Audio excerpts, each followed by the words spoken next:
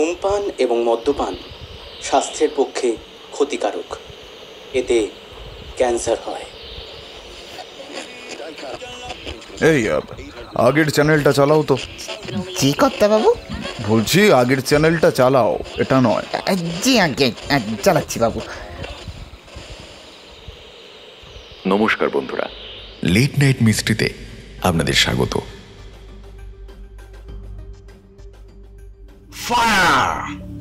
মুহূর্তের মধ্যে চারিদিকের নিস্তব্ধতা তোলপাড় করে জাহাজের চারখানা কামান গর্জে উঠল শত্রুর সাবমেরিন লক্ষ্য করে।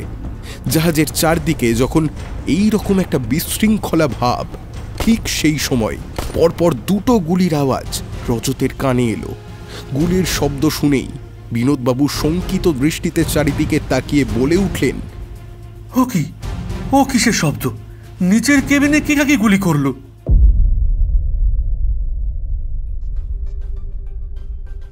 নমস্কার, লেট নাইট মিস্ট্রিতে আপনাদের স্বাগত। আজকে আপনারা শুনবেন লেখক সুধীন্দ্রনাথ রাহার কলমে একটা টান টান গোয়েন্দা উপন্যাস। আজকের গল্পের সূত্রধর আমি শুভজিৎ। আজকের গল্প পাঠে রয়েছে সাহিত্য সমাহার থেকে আকাশ। তাহলে আর দেরি না করে শোনা যাক আমাদের আজকের নিবেদন। লেখক সুধীন্দ্রনাথ রাহার কলমে মুখোশের অন্তরালে গল্পের প্রথম পর্ব, রক্তাক্ত মুখোশ।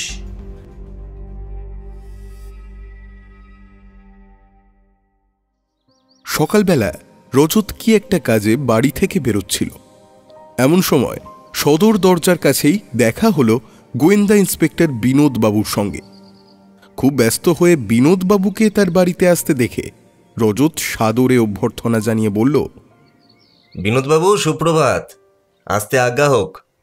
কিন্তু এই অসময় এই অধম বেচারার উপর এমন সদয় হওয়ার কারণটা কি বলুন তো? আর বলো কেন, হতভাগা ডাকাতদের জ্বালায় কি আর একটু নিশ্চিন্তে বসে বিশ্রাম করবার উপায় আছে? আমাদের একটু চুপচাপ বসে থাকতে দেখলেই যেন হতভাগাদের গা জ্বালা করে। নরাধম গুন্ডা সব, নরকেও ওদের স্থান হবে না, তা তুমি দেখে নিও। দোহাই বিনোদবাবু, সেটা দেখবার ভারটা আমায় না দিয়ে আপনি নিজে নিলেই আমি খুব খুশি হব। নরকেও তো ওদের সায়স্তা করবার দরকার হলে আপনাকেই তলব করা হবে। হ্যাঁ, যাকে ওসব কথা এখন থাক। আসল ব্যাপারটা কি বলুন তো? হ্যাঁ, আসল কথাটা বলবার জন্যই তো এতদূর ছুটে তোমার কাছে এসেছি, কিন্তু এখানে নয়, ভেতরে চলো। ভেতরে গিয়ে সোফায় জমিয়ে বসলেন বিনোদবাবু। একটু পরে চা এলে পর চায়ে চুমুক দিয়ে তিনি বলতে শুরু করলেন, এখন আমি যা বলছি মন দিয়ে শোনো। বলুন। গত শুক্রবার জমিদার দ্বিজনাথ বোস একখানা চিঠি পান। তাতে লেখা ছিল যে তাঁর সাথে দস্যু রবিন দেখা করতে আসবে, তিনি যেন প্রস্তুত থাকেন। চিঠি পেয়ে দ্বিজনাথবাবু হন্তদন্ত হয়ে থানায় এসে সেই চিঠি ইন্সপেক্টরকে দেখান। সামান্য একটা চিঠিতে দ্বিজনাথবাবুর এত ভয়ের কারণ কি তিনি তা বুঝতে না পারলেও তিনি তাকে আশ্বস্ত করে আর যথেষ্ট সাহায্যের প্রতিশ্রুতি দিয়ে বাড়ি পাঠিয়ে দেন। আচ্ছা, দ্বিজনাথবাবুকে লেখা সেই চিঠিখানা কোথায়? এই যে দেখাচ্ছি, দাঁড়াও। বলে বিনোদবাবু তাঁর ভেতরের পকেট থেকে একটা সাধারণ চিঠি বের করে রজতের হাতে দিলেন। চিঠিটা খুলে রজত দেখল, তাতে বেশ পরিষ্কার হস্তাক্ষরে লেখা, প্রিয় দ্বিজনাথ বাবু, বিশেষ জরুরি দরকারে আমি আপনার দর্শন প্রার্থী। আশা করি আপনি প্রস্তুত থাকবেন। ইতি দস্যু রবিন। দস্যু রবিন? কিন্তু কে দস্যু? নামটা যেন চেনা চেনা মনে হচ্ছে, অথচ ঠিক মনে করতে পারছি না। মনে করতে পারছো না? আশ্চর্য তোমার স্মরণশক্তি। বেশি দিনের কথা তো নয় রজত, মাত্র 5-7 বছর আগেকার কথা। এরই মধ্যে সে কথা ভুলে গেলে? কি হে, এখনো মনে পড়ছে না তোমার? কি চাই তোমার স্মরণশক্তি? বিএ পাশ করে গোয়েন্দাগিরি করছো কি করে? ব্রাহ্মী শাক খাও, বুঝলে? তাহলে যদি কিছুটা স্মরণশক্তি বাড়ে। দস্যু রবিন, ওই যে সেই হতভাগা ডাকাতটা, যে কয়েক বছর আগে একবার হাজতে থাকার সময় হাজত থেকে পালিয়ে যায়, তারপরে তাকে ধরতে গিয়ে নদীর জলে তোমাকেও তো কত নাকানি চোবানি খেতে হয়েছিল। হ্যাঁ, সেসব কথা কি একেবারে ভুলে গেলে? হ্যাঁ হ্যাঁ হ্যাঁ হ্যাঁ, মনে পড়ছে বিনোদবাবু, মনে পড়ছে। হ্যাঁ, তার নামও রবিনই ছিল বটে। এ তাহলে সেই রবিন ডাকাত, দস্যু রবিন। হ্যাঁ বিনোদবাবু, আমার এতক্ষণে সব কথাই মনে পড়ছে। বিচারাধীন বন্দি ছিল সে, হাজতে ছিল। একদিন বিকেলে গঙ্গার ধারে বেড়াতে বেরিয়েছিলাম, হঠাৎ শুনি বরানগরে একটা মহা হইচই। তা ব্যাপারটা যখন বুঝতে পারলাম তখন দেখি রবিন ডাকাত মাঝ গঙ্গায়, অনেক দূর চলে গেছে।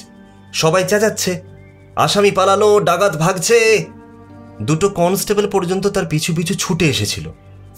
কিন্তু শ্রাবণের ভরা গঙ্গায় অত স্রোত, এই সময় নদীর জলে লাফিয়ে পড়বে এমন সাহস তাদের কারুর ছিল না। কি আর করি, অগত্যা আমাকেই নামতে হলো সেই গঙ্গায়। তারপর পুরো 2 ঘন্টা তার সঙ্গে সাঁতারের প্রতিযোগিতা, বুঝলেন। কিন্তু রাতের অন্ধকারে এমন দুঃসাহসিক শক্তিশালী এক ডাকাতের সাথে সেই প্রতিযোগিতায় আমি হেরে গেলাম। রবিন ডাকাত আমাকে পেছনে ফেলে কোথায় যে অদৃশ্য হয়ে গেল কে জানে। কাজেই বিনোদবাবু, সেই হয়েছিল আমার প্রথম পরাজয়। একেবারে প্রথম পরাজয়। হ্যাঁ, পরাজয় বটে, কিন্তু সে কেবল ডাকাতের কাছে নয়, সারা দুনিয়ার কাছে। গোয়েন্দা শ্রেষ্ঠ রজত রায়ের সেই হয়েছিল পরাজয়, অসম্ভব পরাজয়। কিছু মনে করো না রজত, কিন্তু সত্যি বলতে কি, সেই ব্যাপারটা যেন আজও আমার কাছে একটা মস্ত রহস্য। কেন রহস্য? কেন বিনোদবাবু?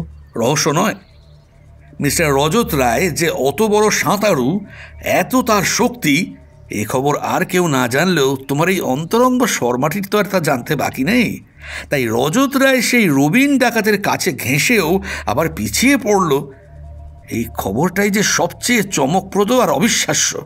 আর সেই জন্যই তো সারা দুনিয়ায় একটা গুজব রটে যায় যে রজত গোয়েন্দা ইচ্ছা করেই ডাকাতটাকে পালাবার সুযোগ করে দিয়েছে। এই দুর্নামের জন্যই আমি আজ বলতে বাধ্য হচ্ছি রজত, তোমার পরাজয় কেবল ওই ডাকাতটার কাছেই নয়, দুনিয়ার কাছেও পরাজয়। তা যাকে, সেই পুরনো কথা নিয়ে আলোচনা করে আর লাভ কি বিনোদবাবু? এখন দ্বিজনাথ বাবুর কথা বলুন। তার রবিনের সেই চিঠি পেয়ে নিজেকে রক্ষা করবার জন্য দ্বিজনাথ বাবু পুলিশের সাহায্য নিয়েছিলেন বোধহয়। হ্যাঁ, সে কথা তো আমি তোমাকে আগেই বলেছি। তার অনুরোধে থানার ইন্সপেক্টর কতকগুলো ছদ্মবেশী পুলিশ প্রহরী তার বাড়ির চারদিকে। আচ্ছা, এই দ্বিজনাথ বাবু লোকটি কিরকম সেটা জানেন? এই ঘটনার সঙ্গে দ্বিজনাথ বাবুর চরিত্রে কি সম্বন্ধ থাকতে পারে? তুমি কি বলতে চাও, একটু খুলে বলো তো। আমার বিশ্বাস দ্বিজনাথ বাবুর চরিত্রের সঙ্গে এই ঘটনার কোনো গূঢ় সম্পর্ক নিশ্চয়ই আছে। যতদূর জানি তাতে লোকটার চরিত্রে গর্ব করবার মতো কিছু নেই। লোকটা যথেষ্ট অহংকারীও বটে। আমিও সেই রকমই ধারণা করেছিলাম। লোকটাকে না দেখেও আমি এখানে বসে তার সম্বন্ধে আপনার চেয়েও অনেক বেশি হয়তো বলতে পারি। কিন্তু সে কথা থাক, এখন আপনার বক্তব্যটাই বরং শোনা যাক। তারপর যা ঘটেছে সে তো জানা কথা, সে তুমি খবরের কাগজ পড়েই জানতে পেরেছ। মোট কথা, জমিদার দ্বিজনাথ বোসের লোহার সিন্দুক থেকে রবিন নগদ 50,000 টাকার ভার লাঘব করে সসম্মানে প্রস্থান করেছেন। হ্যাঁ, বাহ, চমৎকার। কিন্তু কেমন করে এই কাজ সম্ভব হলো বিনোদবাবু? এত পাহারা এড়িয়ে রবিন কেমন করে কাজটা সুসম্পন্ন করে চলে গেল? এইটা আমার জানতে খুব ইচ্ছা করছে। বেশ, তোমার সেই ইচ্ছাই পূর্ণ করছি রজত, কিন্তু তা সত্যি কিনা হলফ করে বলতে পারবো না, কারণ এটা আমার একটা অনুমান মাত্র। তবে অনুমান হলেও আমি বিশ্বাস করি এটাই সম্ভবত অভ্রান্ত সত্য। বলুন তাহলে, শুনি। দ্বিজনাথ বাবুর বাড়ির চারদিকে পাহারা বসে আমরা তো দিব্যি নিশ্চিন্তেই সময় কাটাচ্ছি। এমনি সময় দুজন মেয়ে মানুষ আসে চুড়ি আর খেলনা ফেরি করে বেচতে। মেয়ে মানুষ দেখে কেউ আর তাদের রোখে না, তারা বিনা বাধায় ভেতরে ঢুকে যায়। আধ ঘন্টা পর তারা বেরিয়ে আসে কয়েক আনা পয়সার হিসাব করতে করতে। দেখে শুনে মনে হয় তারা তখন তাদের লাভ লোকসান হিসাব করছিল। এরও প্রায় আধ ঘন্টা পর একবার কি একটা প্রয়োজনে আমাদের একজনকে দ্বিজনাথ বাবুর কাছে যেতে হয়, কিন্তু সে ভেতরে গিয়ে দেখে দ্বিজনাথ বাবু অজ্ঞান হয়ে পড়ে আছেন, তার লোহার সিন্দুক খোলা এবং তা শূন্য, একেবারে শূন্য। তখন বাড়ির মেয়েদের খোঁজ করে দেখা যায় তারা 3-4 জন একটা ঘরে বন্দি অবস্থায় আছে। বাইরে থেকে শেকল আঁটা, ঘরের দরজা জানলা সব বন্ধ, ঘর অন্ধকার। বাইরে থেকে একটা নকল পিস্তলের নল ঘরের ভেতর ঢুকিয়ে সব কটা মেয়ে মানুষকে চুপ করিয়ে রাখা হয়েছে। তখন তাদের জিজ্ঞেস করতে তারা বলে, হাফ প্যান্ট পরা একটা লোক পিস্তল হাতে সামনে দাঁড়িয়েছিল, তাই দেখেই তো আমরা ভয়ে চুপ করে গিয়েছিলাম। তারপর সেই লোকটা বাইরে গিয়ে জানলা দিয়ে তার পিস্তল উঁচিয়ে দাঁড়িয়ে থাকে। আমরা সেই পিস্তলের ভয়ে এক ফোঁটা সারা শব্দ করার সাহস পাইনি, কিন্তু লোকটা যে কখন শুধু একটা নকল পিস্তলের নল অন্যভাবে উঁচিয়ে রেখে নিজে সরে পড়েছে তা আমরা কেউ বুঝতেই পারি। হ্যাঁ, হঠাৎ একটা লোক পিস্তল হাতে আমার সামনে এসে দাঁড়ায়। হ্যাঁ, আমি ভয়ে চুপ করে যাই। তারপর সে ধীরে ধীরে আমার কাছে এগিয়ে এসে আমার নাকের ওপর একটা রুমাল নাড়াচাড়া করতে থাকে। তাতেই আমি তখন অজ্ঞান হয়ে পড়ি। এরপর আর আমার কিছুই মনে নেই। তাহলে দেখো রজত, কত বড় দুঃসাহসী আর ফন্দিবাজ এই রবিন ডাকাত। সে আমাদের সবাইকে একেবারে বোকা বানিয়ে দিয়ে গেল। কিন্তু এতে দুঃখ করবার কিছু আছে কি? একটা স্বার্থপর শয়তানের নিষ্ক্রিয় বিরাট পুঁজি থেকে যদি সামান্য কিছু অন্যভাবে খরচ হয়, তাতে দুঃখ না করে আনন্দ করাই তো উচিত। তা যাকে, সে কথা এখন থাক। আপনার আগমনের কারণ কিন্তু আমি এখনো জানতে পারিনি। সে কথা আর তুমি বলতে দিলে কোথায়? এখন যা বলছি শোনো। দ্বিজনাথ বাবুর সেই ঘটনার তদন্তভার এতদিন আমার ওপরেই ছিল, কিন্তু সম্প্রতি দেওয়া হয়েছে অন্যের ওপর। সুতরাং তা নিয়ে এখন আর আমার মাথা ঘামাবার প্রয়োজন নেই। কিন্তু আমার ওপর তার চেয়েও অনেক বেশি বিপজ্জনক দায়িত্ব এসে পড়েছে। কাজেই দেখতে পাচ্ছ, হয় চোর ডাকাত নয় ওপরওয়ালা, এইরকম একটা কিছু আমার কাঁধে চেপেই আছে। স্বস্তি জিনিসটা বড়াতে মনে হয় একেবারেই নেই। এখন হুকুম হয়েছে কি জানো? কাল ভোরে 5টার সময় সিগাল জাহাজ রওনা হচ্ছে ইউরোপের দিকে, আর আমাকে সেই জাহাজেই যেতে হবে। সে কি আপনার অপরাধ? আর বলো না, এই জাহাজে কতকগুলো দরকারি নকশা যাচ্ছে ইউরোপে। সেগুলো যেন কোনো রকমেই খোয়া না যায়, রবিনের মতো কোনো লোকের হাতে অথবা শত্রুপক্ষের কারো হাতে গিয়ে না পড়ে, ঠিক মতো গন্তব্যস্থানে গিয়ে যাতে পৌঁছয়, সেই দায়িত্ব নিয়ে আমাকে জাহাজের সাথে যেতে হবে। আর তোমাকে বলতে বাধা নেই রজত, দরকার হলে তোমারও সাহায্য নিতে কমিশনার সাহেব আমায় উপদেশ দিয়েছেন। এই দেখো সেই চিঠি। এই বলে বিনোদবাবু একখানা টাইপ করা সুন্দর চিঠি রজতের হাতে দিলেন। রজত চিঠিখানার ওপর একবার চোখ বুলিয়ে নিল, তারপর বলল, আচ্ছা বেশ, আমি রাজি আছি। এমন একটা কাজের ভার নিয়ে আমি মহাপ্রস্থান করতেও পিছু পা নই। ব্রাভো বয়! সেই আশা নিয়েই তো আমি তোমার কাছে এসেছি রজত। বিদেশে সমুদ্রের বুকে শত্রুপক্ষের সঙ্গে পাল্লা দিতে হলে তোমার সাহায্য আমার খুবই দরকার হবে। তুমি তৈরি থেকো। মনে রেখো, কাল ভোরে 5টার সময় জাহাজ ছাড়ছে। এখন বিদায়।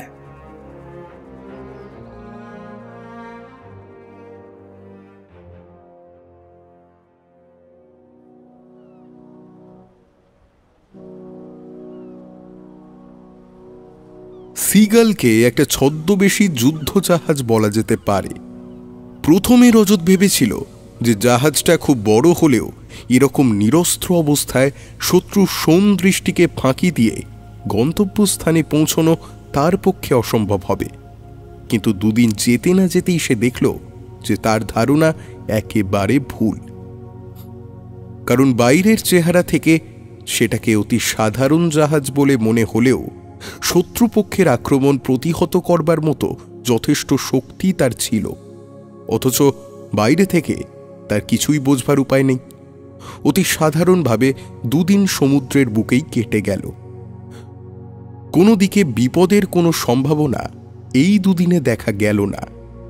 শত্রুর জাহাজ বা সাবমেরিনের আবির্ভাবের আশঙ্কায় ডেকের উপর সতর্ক প্রহরীরা দিন রাত দূরবীন হাতে নিয়ে তীক্ষ্ণ দৃষ্টিতে সমুদ্রের দিকে তাকিয়েছিল, কিন্তু বিপদ এলো না।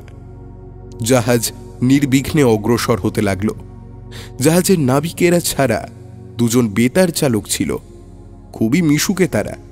একজন বাঙালি, নাম তার সমর, আরেকজন ফিরিঙ্গি, তার নাম গোমেশ। রজত আর বিনোদবাবুর সঙ্গে এদের আলাপ জমাতে দেরি হল না, কিন্তু কেবল এদের সঙ্গে আলাপ করা এবং ঘুমোনো ছাড়া আর কিছু করতে না পেরে রজত রীতিমতো হাঁপিয়ে উঠল। ডেকের রেলিংয়ে ভর দিয়ে দূরে সমুদ্রের দিকে তাকিয়ে বিনোদবাবু এক মনে যেন কিছু চিন্তা করছিলেন। এমন সময় সেখানে এসে হাজির হলো রজত। বিনোদবাবুর দিকে তাকিয়ে সে জিজ্ঞাসা করল, কই কোনো শত্রুরই তো সন্ধান হলো না বিনোদবাবু। যাই বলুন, এই যেন মশা মারতে কামান দাগা হয়েছে। কোথায় কোন শত্রু, কোথায় বা তার কোন গুপ্তচর, অথচ মাঝখান থেকে আমরাই পার্সেল হয়ে চলেছি ইউরোপে। শত্রু যে কে তাই আমাদের জানা নেই, অথচ তারই এক কাল্পনিক ছায়ার আশঙ্কায় আমরা দেশ ছেড়ে অনন্ত সমুদ্রের বুকে পাড়ি জমিয়েছি। এ যেন সাবধানী ব্রিটিশ গভর্নমেন্টের অতিরিক্ত সাবধানতা। তা ব্যাপারটা এখন সেই রকম বলেই বোধ হচ্ছে। হয়তো আমাদের অজানা কোথাও কোনো ষড়যন্ত্র আমাদের জন্য ওঁত পেতে বসে আছে, অথবা হয়তো সবই ফাঁকা, সবই শূন্য। শত্রু যে, সে হয়তো কোনো খবরই রাখে না। সে হয়তো একবারও ভাবেনি যে তারই আশঙ্কায় আজ সুদূর ভারতবর্ষের দুটো লোককেও এমনভাবে সাগরে ভাসতে হয়েছে। শত শত জাহাজের মাঝে এই সিগাল জাহাজেই যে এমন একটা অমূল্য দলিল ইংল্যান্ডে চালান হয়ে যাচ্ছে, এই খবর জানাও তো খুব সহজ নয়। হ্যাঁ, তা বটে, কিন্তু তবু কেন যেন আমার আশঙ্কা হচ্ছে শত্রুপক্ষ একেবারে ঘুমিয়ে নেই। আমরা শীঘ্রই তাদের অস্তিত্ব অনুভব করতে পারব। আকাশে বাতাসে আমি যেন একটা ভয়ানক বিপদের গন্ধ পাচ্ছি বিনোদবাবু।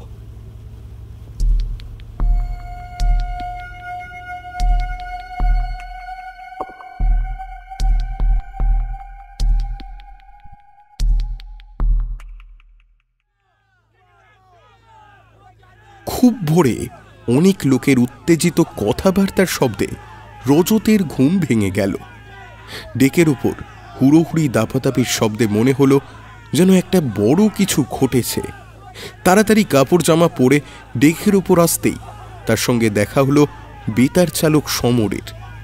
রজতকে ব্যস্তভাবে ওপরে আসতে দেখে সে নির্বিকারভাবে বলল, প্রস্তুত থাকুন রজতবাবু, সমুদ্রের বুকে শত্রুপক্ষের একটা সাবমেরিন দেখা দিয়েছে।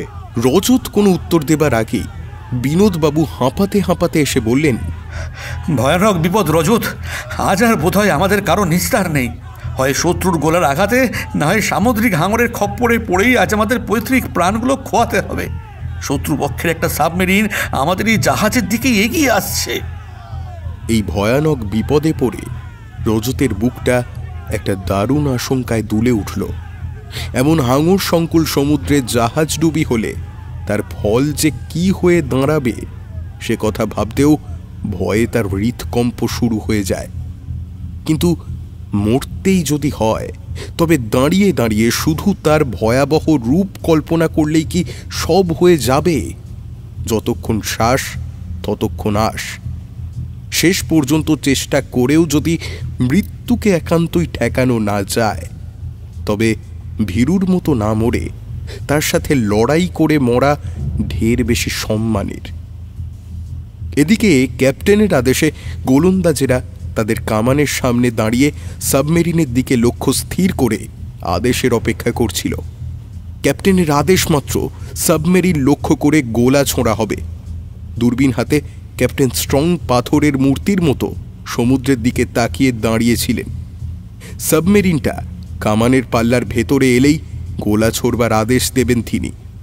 রজতও একটা দূরবীন হাতে নিয়ে ক্যাপ্টেনের দৃষ্টি অনুসরণ করে দেখতে পেল দূরে একটা পেরিস্কোপের মাথা সাপের মতো ফনা তুলে জল কেটে তরতর করে তাদের জাহাজের দিকেই এগিয়ে আসছে। কিছু দূর এসেই হঠাৎ সেটা থমকে দাঁড়ালো। সাবমেরিনটার মতলব বুঝতে পেরেই ক্যাপ্টেন স্ট্রং কঠোর স্বরে আদেশ দিলেন, ফায়ার! মুহূর্তের মধ্যে চারিদিকের নিস্তব্ধতা তোলপাড় করে জাহাজের চারখানা কামান গর্জে উঠল শত্রুর সাবমেরিন লক্ষ্য করে। জাহাজের চারদিকে যখন এই রকম একটা বিশৃঙ্খলা ভাব, ঠিক সেই সময় পরপর দুটো গুলির আওয়াজ রজতের কানে এলো। গুলির শব্দ শুনেই বিনোদবাবু শঙ্কিত দৃষ্টিতে চারিদিকে তাকিয়ে বলে উঠলেন, ও কিসের শব্দ? নিচের কেবিনে কে কাকে গুলি করলো? তারপর হঠাৎ একটা কিছু তার মনে পড়তেই রজতকে ইশারায় তাকে অনুসরণ করতে বলে ছুটে চললেন নিচের কেবিনগুলোর দিকে। নিচে ক্যাপ্টেন স্ট্রং এর কেবিনের কাছে এসে তারা দেখল যে একটা লোক ঠিক কেবিনের দরজার সামনেই উপুর হয়ে পড়ে রয়েছে। কাছে যেতেই দেখা গেল সে আর কেউ নয়, বেতার চালক গোমেশ। গুলিবিদ্ধ অবস্থায় গোমেশ ক্যাপ্টেনের কেবিনের সামনে পড়ে আছে, আর তার ঠিক পাশেই একটা রাইফেল। রজত গোমেশের সাহায্যের জন্য অগ্রসর হতেই সে দুর্বোধ্য ভাষায় কিছু একটা উচ্চারণ করে উঠে বসল। তারপর রজতের উপর চোখ পড়তেই একটা যন্ত্রণাদায়ক আর্তনাদ করে বলল, ভয়ানক বিপদ রজত।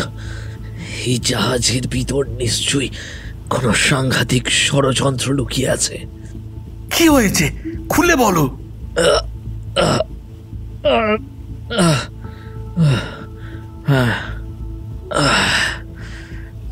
সবকিছু বলছি। আমার রাইফেলটা নেওয়ার জন্য আমি ওপরের ডেক থেকে নিচে এসেছিলাম। তারপর ঘর থেকে রাইফেলটা নিয়ে সিঁড়ি দিয়ে ডেকের ওপর উঠছি, এমন সময় আমার মনে হলো কেউ যেন ক্যাপ্টেনের ঘরে কিছু খুঁজে বেড়াচ্ছে। এমনটা আমার মনে হতেই আমি আর ওপরে না উঠে থমকে দাঁড়ালাম।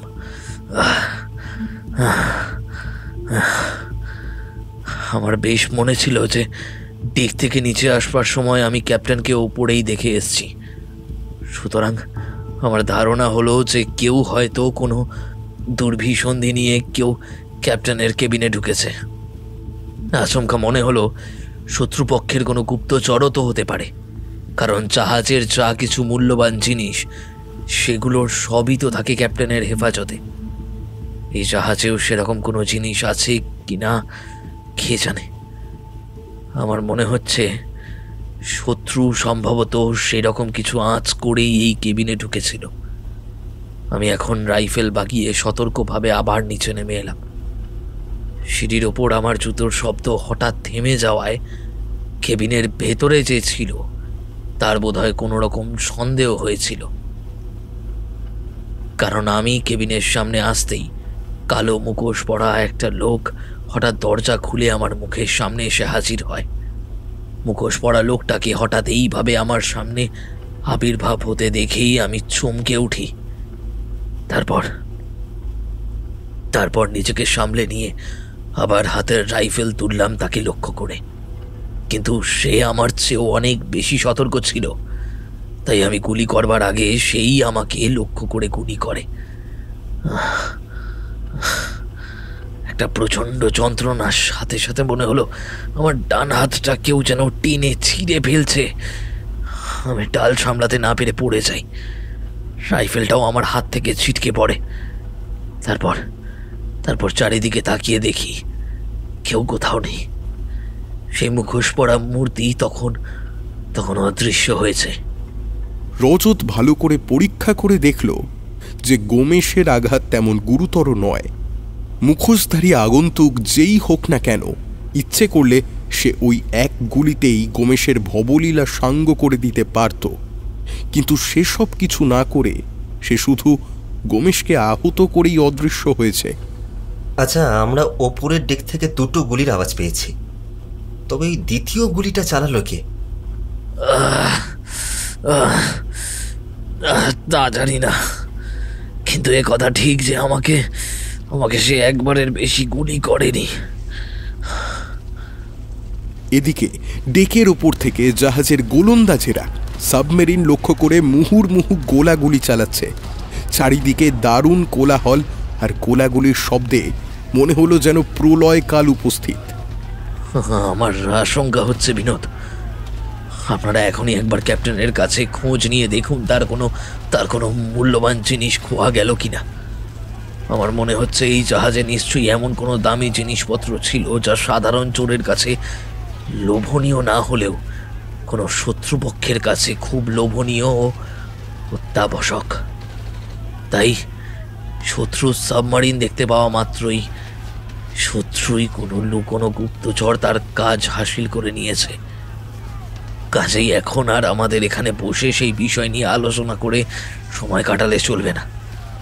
যে করেই হোক হারানো দামি জিনিসপত্রগুলো কি আর কে নিয়েছে তা আমাদের খুঁজে বার করতেই হবে। তারপর অন্য কথা। সামনেই আমাদের শত্রু সাবমারিন। টর্পেডোর আঘাতে জাহাজ ডুবি হলে সেই জিনিসগুলো সাবমারিনে গিয়ে পৌঁছতে বিশেষ দেরি হবে না। কেবিনে যে ঢুকেছিল সে যে শত্রুপক্ষের কোনো চোর, সাধারণ একটা ছিচকে চোর নয়, এ কথা কে বলল? তারপর সে যে কিছু নিয়ে পালিয়েছে তারও তো কোনো প্রমাণ নেই। সে তো নিরাশ হয়েও ফিরে যেতে পারে নাকি? না, সে মোটেই নিরাশ হয়ে ফিরে যায়নি। আর সে যে কোনো ছিচকে চোর নয় এ কথা আমি হলফ করে বলতে পারি। ছিচকে চোর কখনো বন্দুক পিস্তল নিয়ে জাহাজে চুরি করতে আসে? ক্যাপ্টেনকে জিজ্ঞেস করলেই সম্ভবত জানতে পারবেন যে নিশ্চয়ই তার কোনো দরকারি দলিলপত্র খোয়া গেছে। এখন সেই জিনিসগুলো খুঁজে বার করাই আমাদের প্রথম এবং প্রধান কর্তব্য। গমেশের কথা শেষ হবার পর মুহূর্তেই একটা বিস্ফোরণের সাথে সাথে জাহাজটা কয়েকবার পর পর কেঁপে উঠে স্থির হয়ে দাঁড়িয়ে পড়ল। সবাই বুঝতে পারল যে টর্পেডোর দারুণ বিস্ফোরণের ফলে জাহাজের ইঞ্জিন বন্ধ হয়ে গিয়েছে। কাজেই অগ্রসর হবার পালা শেষ। এবার জাহাজের ডোববার পালা। জাহাজের বিপদসূচক ঘণ্টা এবং তার বাঁশির তীব্র করুণ আর্তনাদ শুনতে শুনতে বিনোদবাবুর সাথে রজত মহাবিষ্টের মতো ওপরে উঠে এলো। কিন্তু উদ্বেগ ও আশঙ্কা তখন চারিদিকে এত জমাট হয়ে উঠেছে যে সেই গোলমালে ক্যাপ্টেনকে এই চুরি সম্পর্কে আর কিছুই জিজ্ঞাসা করা হলো না। ওপরে আসতেই ক্যাপ্টেন স্ট্রং সকলকে আদেশ দিলেন, সকলে সার বেঁধে দাঁড়াও। সকলেই ক্যাপ্টেনের আদেশ অনুযায়ী সার বেঁধে দাঁড়ালো। লাইফ বেল্ট হাতে নিয়ে একধারে দাঁড়িয়ে রজত ভাবছিল তার বাড়ির কথা। এখানে এই অকুল সমুদ্রে এসে জাহাজ ডুবি হয়ে মরছে এ কথা বাড়ির কেউ জানে না। কে জানতো যে এই যাত্রাই তার শেষ যাত্রা হবে দেশের মাটিতে, আর সে কখনো ফিরে যেতে পারবে না। মৃত্যুর মুখে দাঁড়িয়ে অনেক কথাই তার মনে ভেসে বেড়াতে লাগলো। অস্ফুট স্বরে সে তার প্রিয় মানুষদের কাছ থেকে বিদায় গ্রহণ করছিল। এমন সময় তার পাশ থেকে কে যেন সান্ত্বনা স্বরে বলে উঠল, ভয় কি বন্ধু, মৃত্যুর সাথে পাল্লা দিয়ে চলতে হবে, তাতে ঘাবড়ালে চলবে না। মরতে তো একদিন সবাইকেই হবে, সুতরাং মরণের সাথে খেলা করে বাঁচার মতো বাঁচতে চেষ্টা করো। ভয় পেয়ে ঘরের কোণে লক্ষ্মী ছেলেটির মতো লুকিয়ে থাকলেও তো মৃত্যুকে ফাঁকি দিতে পারবে না, তবে আর এত ভয় কিসের? রজত অবাক হয়ে লোকটার দিকে তাকিয়ে দেখল সে আর কেউ নয়, বেতার চালক সমর। মুখে তার মৃদু হাসি। এই ভয়ানক বিপদে জাহাজের অন্য সবাই যখন নিজের প্রাণের ভয়ে অস্থির, তখনও তাকে হাসতে দেখে রজত বেশ অবাক হল। সে ভাবল, এ কি পাগল নাকি এর প্রাণে কোনো মায়া নেই? সমর রজতের মনের ভাব বুঝতে পারল। বলল, আরে বন্ধু, মরতে যে আমাদেরকে হবেই এমন তো কথা নেই। বেতারে চারিদিকে জাহাজ ডুবির সংবাদ পাঠানো হয়েছে, সময় মতো সাহায্য এসে তো পৌঁছতেও পারে। আর কোনো সাহায্য আসতে দেরি হলেও না হয় বড়জোর 2-1 দিন লাইফ বেল্টে আশ্রয় করে সমুদ্রের বুকে ভেসে বেড়ানো যাবে, সেটাও আমাদের পক্ষে কম লাভ নয়। অবশ্য এর মধ্যে যদি হাঙরের পেটে যাওয়ার মতো সৌভাগ্য আমাদের না ঘটে তবেই। হ্যাঁ, কি ভয়ানক! শেষে কি হাঙরের পেটে যাওয়ার জন্যই এতদূর ছুটে এলাম? তুমি তো ছোকরা বেশ নির্বিকারভাবেই কথাগুলো বলে গেলে। তোমাদের কাঁচা বয়স, সমুদ্রের সাথে লড়াই করে হাঙরের চোখকে ফাঁকি দিয়ে হয়তো বা 2-1 দিন বেঁচে থাকতেও পারো, কিন্তু আমি এই মাঝ বয়সে এখানে এসে শেষকালে নিজেই। তবে এলেন কেন বিনোদবাবু? এক বন্ধু পুত্রকে ডাক্তারি কলেজে ভর্তি করাবেন, আপনার এই অজুহাত যমরাজ শুনবেন কেন? হ্যাঁ, আমি তা শুনতে পারি, পৃথিবী হয়তো বিশ্বাস করে মেনে নিতেও পারে, কিন্তু এমন সুস্থ সবল একটি শিক্ষিত যুবককে কলেজে ভর্তি করার উপলক্ষে বিলেত পর্যন্ত আপনাকে যেতে হচ্ছে, এই কৈফিয়ত কি যমরাজের কাছেও যথেষ্ট? যমরাজ হয়তো বলবেন যে রজতবাবু কি এত লাজুক আর এত ভীরু যে কলেজে ভর্তি হওয়ার জন্য আপনাকে সাথে নিয়ে আসতে হয়েছে। আর তাছাড়া বেরোলেনি যদি, তা সে যে কোনো উপলক্ষ বা যে কোনো অজুহাতেই হোক না কেন, পথে বিপদ আপদের জন্য তো তৈরি থাকতে হবে নাকি? বিনোদবাবু শান্তভাবে কথাগুলো শুনতে পারলেন না। ভীত উদাস দৃষ্টিতে সমুদ্রের দিকে তাকিয়ে তাঁর ভবিষ্যৎ অবস্থা মনে মনে কল্পনা করে শিউরে উঠলেন। রজতও তার নিজের অদৃষ্টের কথাই ভাবছিল। হঠাৎ সে মুখ তুলে তাকালো, দেখল সমর কোথায় যেন চলে গেছে। সে বলল, গোমেশ ঠিকই অনুমান করেছে বিনোদবাবু, মূল্যবান নকশাগুলো নিশ্চয়ই কেউ বাগিয়ে নিয়েছে।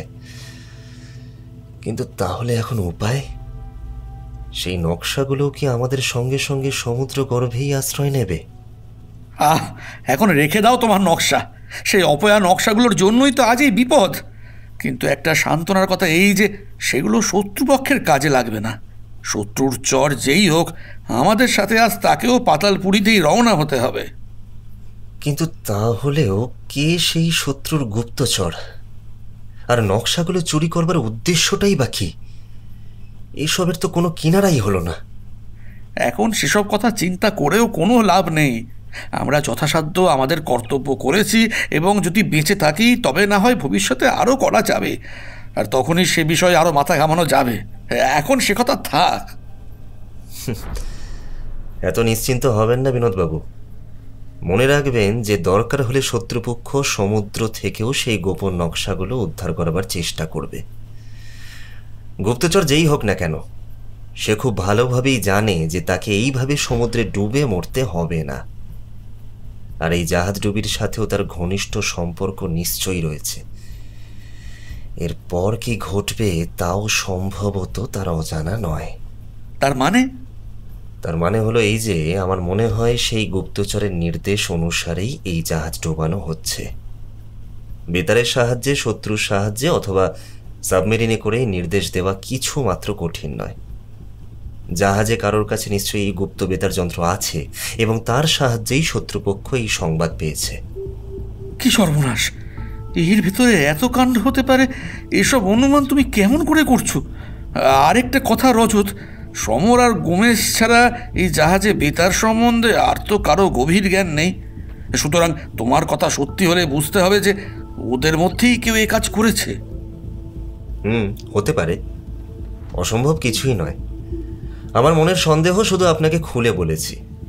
একটু চিন্তা করলে আপনিও হয়তো ঠিক এই কথাই বলতেন। তবে এটা ঠিক যে অন্য কোনো জাহাজ আমাদের সাহায্যের জন্য সময় মতো উপস্থিত না হলেও শত্রুপক্ষের কোনো জাহাজ এসে আমাদের উদ্ধার করবে। কারণ আমাদের হত্যা করা তো তাদের উদ্দেশ্য নয়। তাদের প্রধান উদ্দেশ্য হচ্ছে ওই নকশাগুলোকে হাত করা। যে গুপ্তচর সেই নকশাগুলো বাগিয়ে রেখেছে তাকে তো বাঁচাতেই হবে। তার সাথে হয়তো আমরাও বেঁচে যেতে পারি। কিন্তু আমি বুঝতে পারছি না কে এই গুপ্তচর, আর কেই বা এই শত্রুপক্ষ। তাছাড়া শত্রুপক্ষ জানলই বা কি করে যে এই জাহাজে গোপন নকশাগুলো যাচ্ছে? দেখুন, আমি তো সব জানতা নই, সুতরাং আপনার এই কঠিন প্রশ্নের উত্তর দেওয়া আমার পক্ষে অসম্ভব। তবে হ্যাঁ, জাহাজে যে মহাপুরুষটি আছেন তার সম্বন্ধে আমাদের আরো বেশি সতর্ক হওয়া প্রয়োজন ছিল। আরো কিছুটা সাবধান হলে হয়তো তাকে খুঁজে বের করাও অসম্ভব হতো না। আমাদের মধ্যে সমর, গোমেশ এবং ক্যাপ্টেন স্ট্রংকে কোথাও দেখতে পাচ্ছি না কেন? তাদের কেন্দ্র করেই যেন একটা রহস্যের কুয়াশা ঘনিয়ে উঠেছে। আমি নিশ্চিতভাবে বলতে পারি এই তিনজনেরই কেউ সেই ষড়যন্ত্রকারী, অথবা এরা সকলেই এই ব্যাপারের সঙ্গে জড়িত। কিন্তু তারা সব গেল কোথায়? সে নিয়ে মাথা ঘামাবার দরকার নেই, কারণ তাদের জীবনের মূল্য তারা ভালোভাবেই জানে বিনোদবাবু। এখন ভবিষ্যতের ভাবনা ভাবুন। আর ভবিষ্যৎ? মান গেল, ইজ্জত গেল, এতদিনের পুলিশি প্রতিষ্ঠা সবই তলিয়ে গেল। কে চোর কে সাধু তা বুঝবার আগেই আজ নিজেও সমুদ্রের অতলে তলিয়ে যাচ্ছি। আঙুর, কুমির আর অক্টোপাস এখন বুকের ওপর নেচে বেড়াবে। কি কুক্ষণেই যাত্রা করেছিলাম রজত। বলতে বলতে অমন জাঁদরেল পুলিশ অফিসারের চোখেও জল চলে এলো।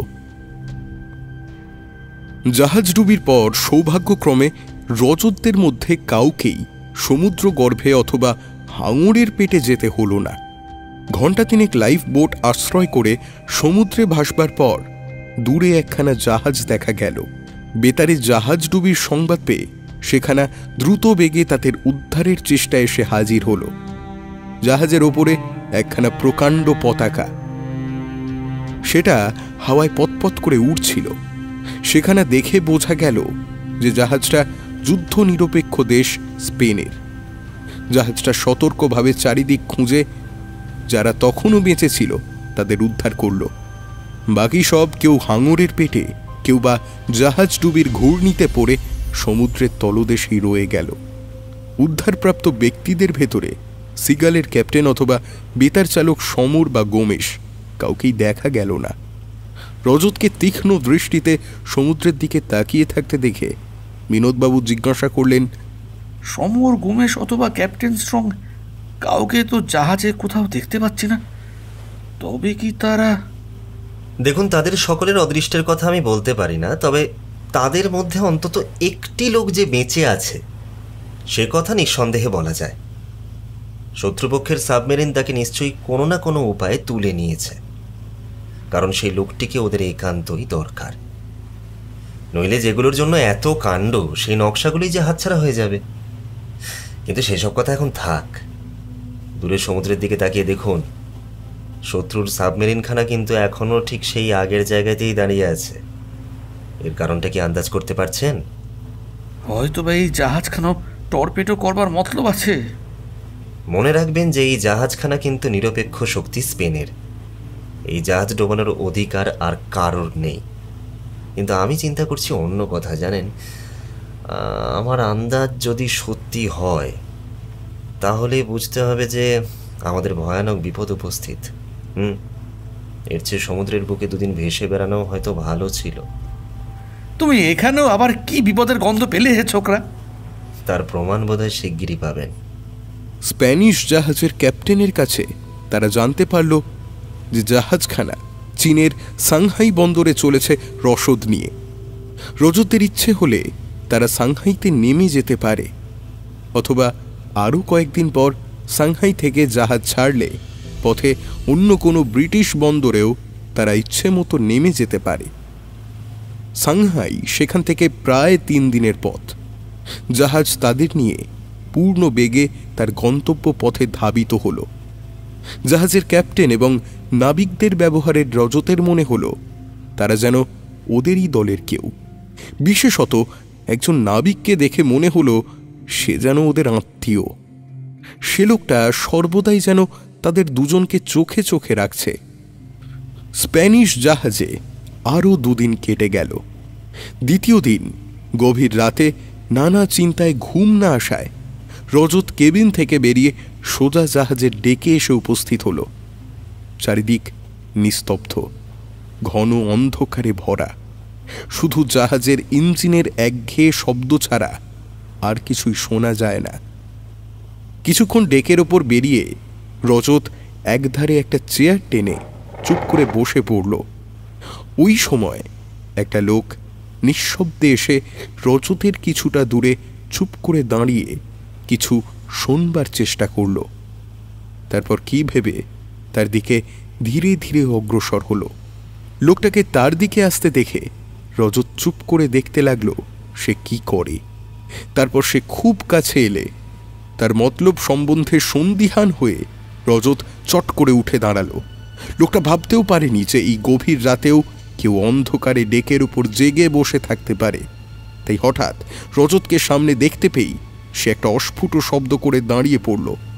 তার সেই স্বর চিনতে পেরে রজত বিস্মিতভাবে বলল, তোমাকে যেই জাহাজে দেখতে পাবো আমি স্বপ্নেও ভাবতে পারিনি। চারিদিকের ঘন অন্ধকারে একবার চোখ বুলিয়ে গোমেশ রজতের দিকে এগিয়ে এসে চুপি চুপি বলল, চুপ, কেউ শুনতে পেলে বিপদ ঘটবে। এখন তোমার মতলবটা কি খুলে বলো তো? জাহাজের ডেকেই গভীর রাতে অন্ধকারের মধ্যে তুমি ভূতের মতো ঘুরে বেড়াচ্ছ কেন? আর এই জাহাজে তুমি এলেই বা কখন? সে অনেক কথা, তবে আসল কথা হলো এই যে আমি সত্যিই জানতে পেরেছি সিগাল জাহাজ থেকে কতকগুলো দরকারি নকশা চুরি গেছে। আমি এখন সেগুলোর সন্ধানেই ঘুরে বেড়াচ্ছি। নকশাগুলো এই জাহাজে তুমি কোথায় পাবে? নকশাগুলো যে চুরি করেছে সে কি আর তোমার অপেক্ষায় সেগুলো নিয়ে এখানে বসে আছে বলে মনে হয়? হয় সে নকশা সমেত সমুদ্রে ডুবে মরেছে, না হয় হাঙরের পেটে গেছে। নকশাগুলো নিয়ে সেই জাহাজে ভয়েতে উঠতে সাহসও করবে না। ভুল, তুমি মারাত্মক রকমের ভুল করেছ। চোর যে সে আমাদের সঙ্গে এই জাহাজেই আশ্রয় নিয়েছে, আর সে গোপন নকশাগুলো এখনো তার কাছেই আছে। এখন আমাদের খুঁজে বার করতে হবে কোথায় সেই নকশাগুলো আর কে সেই ছদ্মবেশী চোর। জাহাজ সাংহাই পৌঁছলে তাকে আর কেউ হাতে পাবে না, এ কথা আমি জোর দিয়ে বলতে পারি। তোমার অনুমান হয়তো সত্যি, কিন্তু একটা কথা বলো তো, তুমি কেন কতগুলো নকশাগুলোর জন্য এমনভাবে হাঁপিয়ে উঠছো? মানে জাহাজে তো আরও কত যাত্রী ছিল, কিন্তু কই বা আর কেউ তেমন অস্থির নয়? কিসের নকশা, কার নকশা, কে পাঠাচ্ছে, কার কাছে যাচ্ছে, এসব নিয়ে তো কারোর কোনো মাথা ব্যথাই নেই। তাহলে তোমার এত মাথা ব্যথা কেন গোমেশ? এ তুমি কি বলছো রজত? আমি আজ 3 বছরেরও বেশি সময় ধরে ব্রিটিশ গভর্নমেন্টের অধীনে চাকরি করছি। আমি জাহাজের একটা দায়িত্বপূর্ণ কাজে বহাল ছিলাম। আমি জাহাজের বেতার চালক। কিন্তু আমাকে আঘাত করে আমারই চোখের ওপর এমন একটা কাণ্ড করে গেল। ক্যাপ্টেন স্ট্রং সাদাসিধে ভালো মানুষ, কিন্তু আমি বলতে বাধ্য হচ্ছি তিনি অত্যন্ত অসাবধান। নইলে গভর্নমেন্টের মূল্যবান কাগজপত্র এত সহজে খোয়া যেতে পারে? অথচ দুঃখের কথা এই যে এমন একটা কাণ্ড হয়ে গেল, কিন্তু আমরা কেউ নিজেদের মধ্যে কথাবার্তা বলে একটা পরামর্শ পর্যন্ত করতে পারলাম না। চুরির সঙ্গে সঙ্গেই এমন একটা কাণ্ড হলো যার ফলে জাহাজের সবাই, এমনকি ক্যাপ্টেন স্ট্রং পর্যন্ত, যে যার প্রাণ বাঁচাতে ব্যস্ত হয়ে পড়লেন। কিছুক্ষণ আমিও সেই জন্য হতবুদ্ধি হয়ে গেছিলাম বটে, কিন্তু এখন তো সেই বিপদটা কেটে গেছে। এখন যদি এই সরকারি নকশা চুরির একটা খোঁজ খবর না করি তাহলে যে খুব বড় বিপদ, তাহলে যে খুব বড় নেমক হারামি হয় রজত। কি বলো তুমি? হ্যাঁ, তা বটে। তোমার মতো বিশ্বস্ত আর উৎসাহী কর্মচারী আছে বলেই সম্ভবত ব্রিটিশ গভর্নমেন্ট আজও বেঁচে আছে। গোমেশ একবার তীব্র কটাক্ষ করে রজতের দিকে মুখ তুলে তাকালো। রজতের কথার স্বরে কোনো শ্লেষ বা প্রচ্ছন্ন বিদ্রুপ মেশানো আছে কিনা সম্ভবত সেটাই সে বোঝবার চেষ্টা করছিল, কিন্তু রজত তা বুঝতে পেরে মুহূর্তের মধ্যে সেদিক থেকে মুখ ফিরিয়ে নিল। তার চোখের সামনে তখন অনন্ত বিস্তৃত অন্ধকার সমুদ্র। গোমেশ একটু বিব্রত বোধ করে সংক্ষেপে বলল, কলেজের ছোকরা তুমি, চাকরির মর্যাদা আর কতটুকু বুঝবে? যাই হোক, এখানে একটা কথা বলে তোমায় সাবধান করে দেওয়া দরকার। আমার এই সব কথা একমাত্র তুমি ছাড়া কেউ যেন ঘুণাক্ষরেও টের না পায়, এমনকি জাহাজের ক্যাপ্টেনও নয়। আমি যে এই জাহাজে আছি এবং নকশাগুলোর সন্ধানে আছি, এ কথা প্রকাশ হলে আমার সব চেষ্টা পণ্ড হয়ে যাবে। এই বলে যেমন নিঃশব্দে সে এসেছিল তেমনি নিঃশব্দেই আবার অন্ধকারে মিশে গেল। গোমেশ চলে যাবার পর রজতের মনে অনেকগুলো প্রশ্ন ঘোরাফেরা করতে লাগলো। গোমেশ প্রকৃতপক্ষে কে? নকশাগুলো উদ্ধারের চেষ্টায় সে এত ব্যস্ত হয়ে উঠেছে কেন? তবে কি বিনোদবাবু ছাড়া গোমেশের উপরেও নকশাগুলো রক্ষা করবার দায়িত্ব দেওয়া হয়েছিল? খুব সম্ভবত তাই। কর্তৃপক্ষ একা বিনোদবাবুর উপর এই কঠিন দায়িত্ব দিয়ে হয়তো নিশ্চিন্ত হতে পারেননি। কিন্তু গোমেশ যে বলে গেল যে চোর সে এই জাহাজেই আছে, কিন্তু সে তাহলে কে? অনেক চিন্তা করেও রজত কোনো দিকে আলোর একটু রেখাও দেখতে পেল না। সমস্ত কিছুই একসঙ্গে জট পাকিয়ে তার মাথার মধ্যে ঘোরাফেরা করতে লাগলো। সে চেয়ার ছেড়ে উঠে দাঁড়ালো। তারপর নিজের কেবিনে ফিরে গিয়েই তার কেমন একটা সন্দেহ হলো যে কেউ তার অজ্ঞাতে সেই কেবিনে ঢুকেছিল। তাড়াতাড়ি লাইটটা জ্বালতেই দেখা গেল কেবিনের সমস্ত জিনিসপত্র ওলট পালট অবস্থায় পড়ে আছে, আর শুকনো মেঝেতে কতকগুলো বড় বড় পায়ের অস্পষ্ট ছাপ। রজত চারিদিকে তাকিয়ে ভাবতে লাগলো, কে আমার কেবিনে ঢুকে সব জিনিসপত্রগুলো ওলট পালট করে গেছে? নকশাগুলোই কি এর মূলে রয়েছে নাকি নাকি অন্য কিছু? তবে কি আমাকেও কেউ সন্দেহ করছে? সেই পায়ের ছাপটা পরীক্ষা করে রজত দেখল সেটা একটা 11 ইঞ্চি লম্বা রাবার সোলওয়ালা জুতোর ছাপ। জুতোটার নিচে তেলকালি মাখানো ছিল বলেই সেই ছাপের সঙ্গে খানিকটা তেলকালিও মাখানো। রজত বসে বসে ভাবতে লাগলো, একমাত্র ইঞ্জিন ঘর ছাড়া জাহাজের আর কোথাও তো তেলকালির চিহ্ন মাত্র নেই। তার মানে এ থেকেই প্রমাণ হচ্ছে যে আমার ঘরে যে হানা দিয়েছিল সে কোনো কারণে জাহাজের ইঞ্জিন ঘরে ঘুরে এসেছে। একদমই। এবং সেখানকার তেলকালি মাখা জুতো পরেই আমার ঘরে এসে হাজির হয়েছিল। কি সে তাহলে? আচ্ছা, গোমেশ নয় তো? সে যখন ডেকের অন্ধকারে হেঁটে বেড়াচ্ছিল তখন তো জুতোর কোনো শব্দ আমি শুনতে পাইনি, অথচ তার পায়ে তখন যে জুতো ছিল এটাও ঠিক। তাহলে ধরা যেতে পারে যে গোমেশ তখন সাধারণ চামড়ার জুতো না পরে রবার সোলওয়ালা জুতো পরেছিল। আর তাতে তার সুবিধে ছিল এই যে নিঃশব্দে সবার অগোচরে চারদিক ঘুরে বেড়াতে পারবে। কিন্তু গোমেশ আমার ঘরে হানা দেবে কেন? গোমেশ তো জানে যে নকশাগুলো চুরি গেছে, আর যেই হোক না কেন আমি সেগুলো নিইনি। তবে কি গোমেশ আমাকেই চোর বলে সন্দেহ করছে? সত্যি, নকশাগুলোর রক্ষক হিসেবে আমি বিনোদবাবুর সঙ্গে সিগাল জাহাজে যাচ্ছিলাম, অথচ এখন অবস্থার গতিকে আমাকেই চোর সাজতে হলো। কিন্তু সবার আগে এই গোমেশ কে সেটা জানাটা খুব দরকার। লোকটা অসম্ভব ধূর্ত এবং সতর্কও বটে। বাইরে থেকে তার মনের ভাব বুঝবার কোনো উপায় নেই। কে জানে লোকচক্ষুর অন্তরালে সে কি খেলা খেলছে। মনে মনে একটা মতলব ঠিক করে রজত তার কেবিন থেকে বেরিয়ে আবার সেই অন্ধকারময় ডেকে এসে হাজির হলো। অন্ধকারে চুপ করে কিছুক্ষণ দাঁড়িয়ে থেকেও যখন কোনো দিকে কারো সারা শব্দ পাওয়া গেল না, তখন সে তার পকেট থেকে একটা ছোট টর্চ বের করল। তারপর গোমেশ যেখানে দাঁড়িয়ে তার সাথে কথা বলছিল সেখানে এসে টর্চের আলো ফেলতেই দেখতে পেল তার ঘরের ছাপের মতোই সেখানে গোমেশের তেলকালি মাখা রাবার সোলওয়ালা জুতোর কতকগুলো এলোমেলো ছাপ। এই আবিষ্কারে রজত মনে মনে খুশি হলো। বাছা ধন, তুমি কে আর অন্ধকারে নিশাচরের মতো চুপি চুপি ঘুরে বেড়াবার পেছনেই বা তোমার কি অভিসন্ধি রয়েছে তা আমাকে যেমন করেই হোক খুঁজে বের করতেই হবে, তারপরে অন্য কথা। রজত সেই পায়ের ছাপ অনুসরণ করে সোজা জাহাজের ক্যাপ্টেনের ঘরের সামনে এসে উপস্থিত হলো। তারপর খুব ভালো করে পরীক্ষা করে দেখল গোমেশের পায়ের ছাপ ক্যাপ্টেনের ঘরের দরজার সামনে এসেই থেমেছে।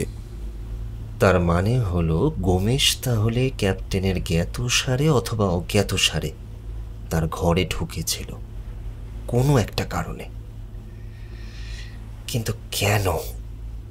এর কোনো মীমাংসা করতে না পেরে রজত ভাবতে ভাবতে তার ঘরে ফিরে এলো। ঘড়ির দিকে তাকিয়ে দেখল রাত তখন প্রায় 1:30। রজত কতক্ষণ ঘুমিয়েছিল তা তার মনে নেই। কোনো অজ্ঞাত কারণে হঠাৎ তার ঘুম ভেঙে গেল। সে চারিদিকে তাকিয়ে বুঝতে চেষ্টা করল হঠাৎ তার ঘুম ভাঙবার কারণ কি। রাত শেষ হতে তখনও ঘণ্টা 3 বাকি। সে ঘুমোবার আশায় পাশ ফিরে শুল, কিন্তু সবে মাত্র তন্দ্রা এসেছে এমন সময় খুব অস্পষ্ট একটা পায়ের শব্দে সে পিছন ফিরে তাকিয়ে দেখল তার বিছানার ঠিক পাশেই কালো একটা মূর্তি চুপ করে দাঁড়িয়ে এক দৃষ্টে তার দিকেই চেয়ে রয়েছে।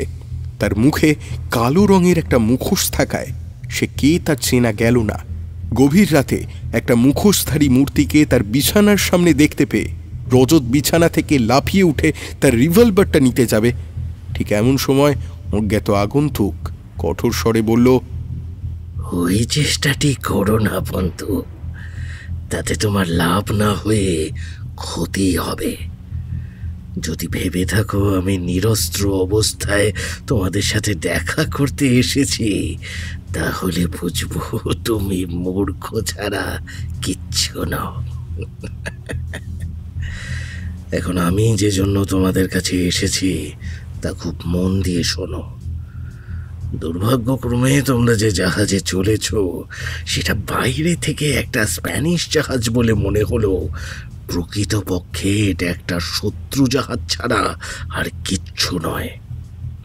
কোনো প্রশ্ন করো না, করলেও উত্তর পাবে না। শুধু শোনো, এই জাহাজে রসদের পরিবর্তে অজস্র গোলা, বারুদ এবং অন্যান্য জিনিসপত্র নিয়ে যাচ্ছে শত্রুপক্ষের কোনো বন্দরে। পথে সাংহাই বন্দরে জাহাজ নোঙর করবে একদিনের জন্য। সুতরাং যদি নিজেদের মঙ্গল কামনা করো তাহলে সাংহাইতেই তোমরা জাহাজ ত্যাগ করবে, নইলে তোমাদের দূরদৃষ্টের জন্য অনুতাপ করার সময়টুকুও আর তোমরা পাবে না। গোমেশ বলেছিল কোনো মুখোশধারী তাকে আহত করে জাহাজের নকশা চুরি করে নিয়ে পালিয়েছিল। তাহলে তুমি সেই মুখোশধারী চোর, তাই না?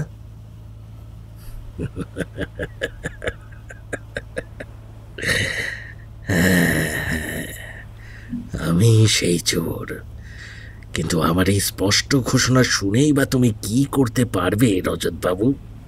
কি করতে পারি? এই অপরাধে আমি এখনই তোমাকে ধরিয়ে দিতে পারি, সেটা তুমি জানো।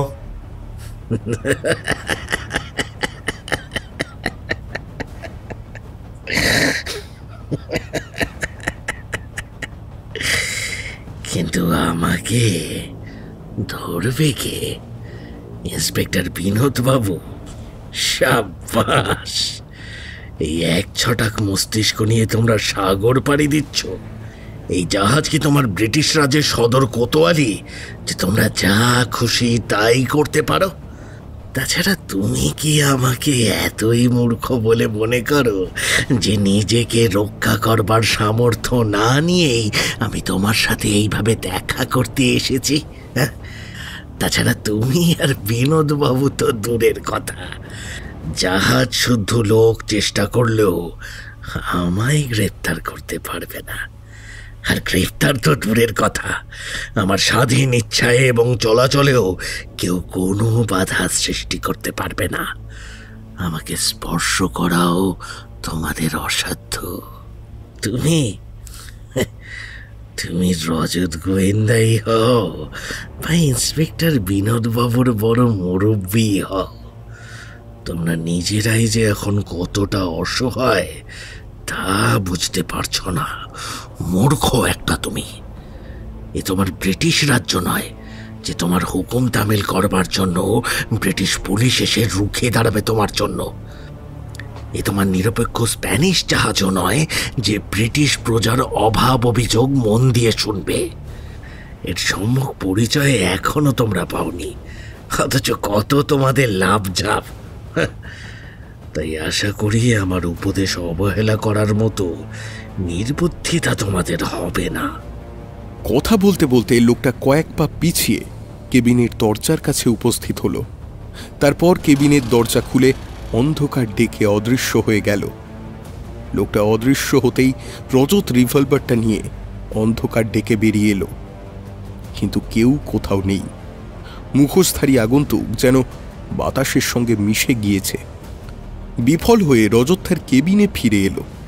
তার মনে তখন একটাই চিন্তা, কেই রাতের অজ্ঞাত আগন্তুক? সে তাদের শত্রু নাকি মিত্র? কারণ লোকটা যেই হোক, এ কথা ধ্রুব সত্য যে সে তাদের সত্যিকারের পরিচয় জানে। জাহাজের সবাইকে রজত বলেছিল যে উচ্চ শিক্ষার জন্য সে বিলেতে যাচ্ছে, সঙ্গে তার বাবার বন্ধু বিনোদ বাবু। তিনি তাকে কলেজে ভর্তি করিয়ে দেশে ফিরে আসবেন। রজত বুঝতে পারল তার এই মিথ্যা পরিচয় বাকি সকলে বিশ্বাস করলেও এই জাহাজে এমন একজন যাত্রী আছেন যিনি এই প্রবঞ্চনায় ভোলবার লোক নন। তিনি রজত ও বিনোদ বাবুর প্রকৃত পরিচয় বেশ ভালো করেই জানেন। রজতের কেবলই মনে হচ্ছিল কেই লোক, আর তাকে লক্ষ্য করে যে কথাগুলো সে বলে গেল সে কি কোনো বন্ধুর সাবধান বাণী নাকি শত্রুর ভীতি প্রদর্শন? ভোরবেলা বিনোদবাবুকে ডেকে রজত গোপনে সব কথা তাঁকে খুলে বলল। বিনোদবাবু গম্ভীর স্বরে এবং চিন্তিতভাবে বললেন, সত্যি কথা বলতে কি, ব্যাপারটা আমিও কিছু বুঝতে পারছি না।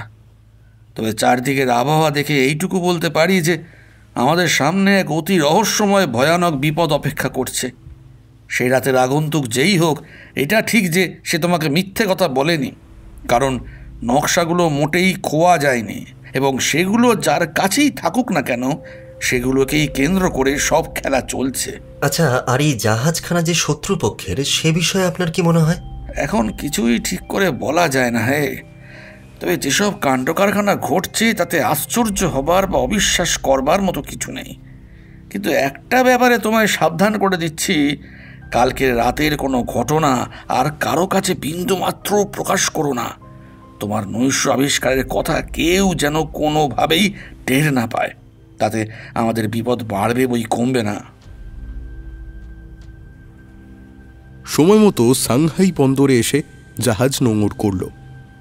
বন্দর দেখবার জন্যে ক্যাপ্টেনের অনুমতি নিয়ে বিনোদবাবু আর রজত বোটে উঠে বন্দরের দিকে চলল। এরা দুজন ছাড়া আর কারো বন্দর দেখবার জন্যে বিশেষ আগ্রহ দেখা গেল না। তাদের বোট যখন বন্দর এবং জাহাজের মাঝামাঝি জায়গায় এসেছে, এমন সময় হঠাৎ জাহাজ থেকে একটা চাপা অস্ফুট কোলাহল ভেসে এলো। দেখা গেল কয়েকজন নাবিক দৌড়ে জাহাজের ডেকে এসে হাজির হলো। তারপর রাইফেল বাগিয়ে ধরে তাদের বোট লক্ষ্য করে সতর্কভাবে উপর্যুপরি গুলি বর্ষণ করতে লাগলো। জাহাজের নাবিকদের এইভাবে ওদের ওপর গুলি চালাতে দেখে বোটের 3 জন মাঝির মধ্যে একজন রজতকে লক্ষ্য করে বলল, শিগগিরই মাথা নিচু করে শুয়ে পড়ো, মিছিমিছি গুলি খেয়ে মাঝপথে কুকুরের মতো মরবে কেন? বিনোদবাবু বা রজত কেউই কোনো প্রশ্ন করবার অবকাশ পেল না। বোটের ভেতর সবাই উপুড় হয়ে শুয়ে পড়ল গুলি বৃষ্টি থেকে আত্মরক্ষার আশায়। বোটের ওপর অকস্মাৎ গুলি বৃষ্টি হতে দেখে জাহাজের আর যে 2 জন নাবিক বোটের দাঁড় বাইছিল, তারা কিছু একটা ঘটেছে আন্দাজ করে বোটের গতি ফিরিয়ে জাহাজের দিকে মুখ করবার চেষ্টা করল। কিন্তু তাদের মতলব বুঝতে পেরে অপর নাবিকটি ফস করে একটা লুকোনো রিভলভার বের করে তাদের লক্ষ্য করে বলল, বাছাধনেরা, আগে আমাদের তীরে পৌঁছে দাও, তারপর তোমরা যেখানে খুশি জাহান্নামে যেতে পারো।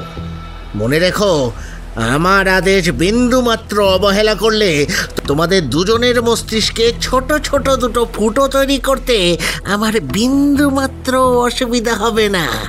আর তার ফল যে কি হবে সেটা না বোঝার মতো নির্বোধ তোমরা নিশ্চয়ই নও। তার এই কথায় বিনোদবাবু, রজত ও অন্য 2 জন মাঝি সকলেই অবাক হয়ে গেল। বিনোদবাবু ও রজতের মনে হলো, কেই লোক, এ কি কোনো ছদ্মবেশী বন্ধু? আর মাঝি 2 জনের মনে হলো, এও তো আমাদের মতোই একজন জাহাজের মাঝি, আমাদের সহকর্মী। তাহলে এমন বিদ্রোহীর মতো আমাদের গুলি করে মারতে চায় কেন? যা হোক, কোনো উপায় না দেখে অন্য 2 জন মাঝিও তখন চুপ করে গেল। তারা তাদের তীরে পৌঁছে দিল। বিনোদবাবু, রজত আর ওই মাঝিটি তীরে নেমে যেতেই তারা তাদের নিজেদের জাহাজের দিকে ফিরে চলল। আর তারা জাহাজে পৌঁছানো মাত্রই জাহাজটি সমুদ্রের দিকে রওনা হলো। তীরে নেমে বিপদমুক্ত হয়ে রজত সেই মাঝিটিকে জিজ্ঞাসা করল, আচ্ছা, তুমি কে বলো তো বন্ধু?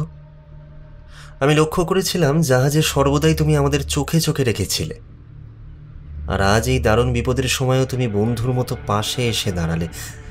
কে তুমি? তোমার সত্যিকারের পরিচয় দাও। তুমি নিশ্চয়ই কোনো ছদ্মবেশী। প্রকৃতপক্ষে তুমি নাবিক নও। কে তুমি? বলো। তুমি ঠিকই অনুমান করেছ বন্ধু। আসলে আমি কোনো নাবিক নই, এ আমার ছদ্মবেশ মাত্র।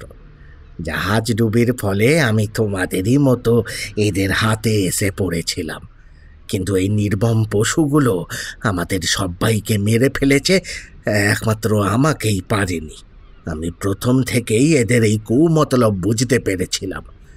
তাই এই জাহাজেরই একজন নাবিকের পোশাক সংগ্রহ করে আমি এদের সহকর্মী সেজে এতদিন নিজের প্রাণ রক্ষা করেছি।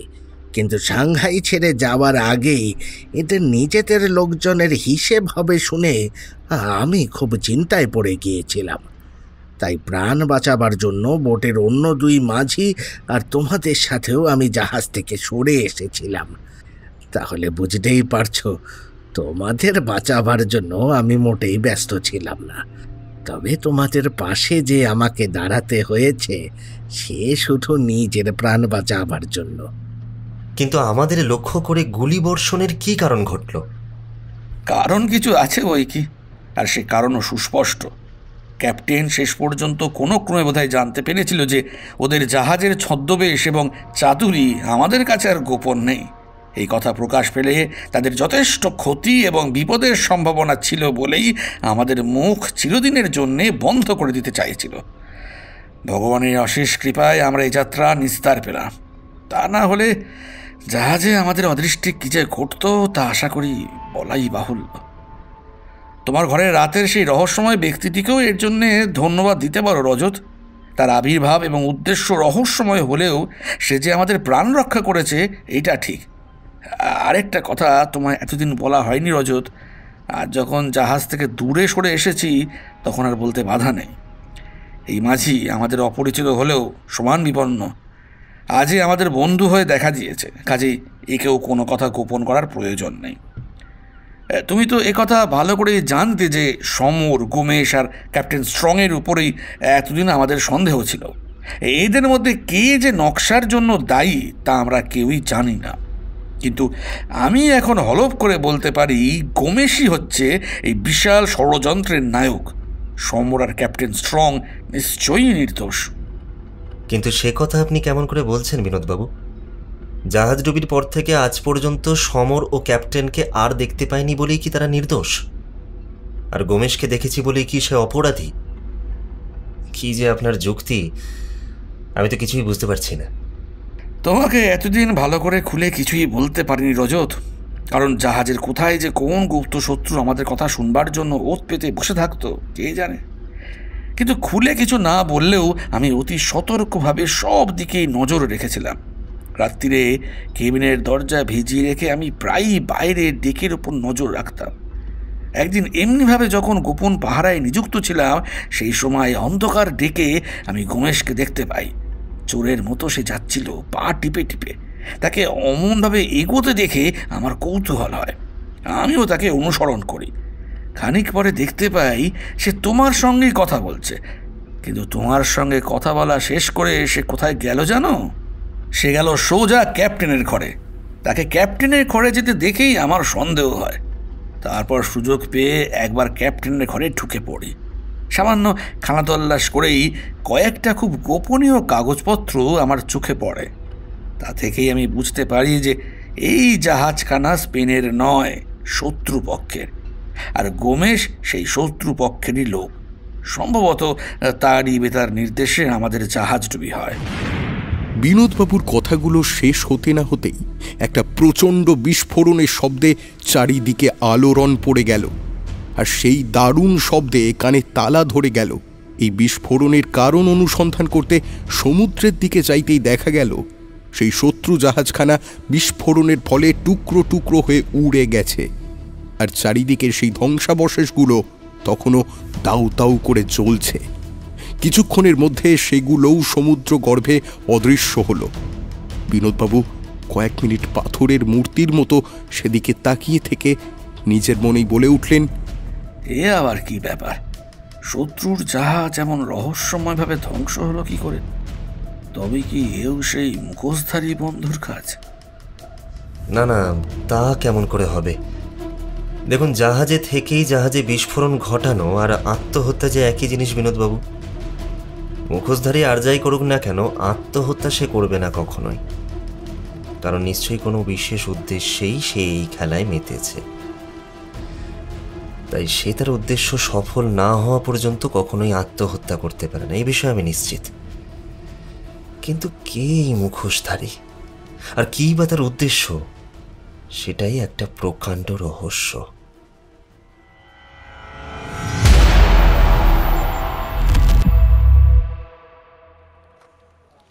বন্দরে নেমে তারা প্রথমে সাংহাইয়ের ব্রিটিশ কনসাল অফিসে এসে হাজির হল।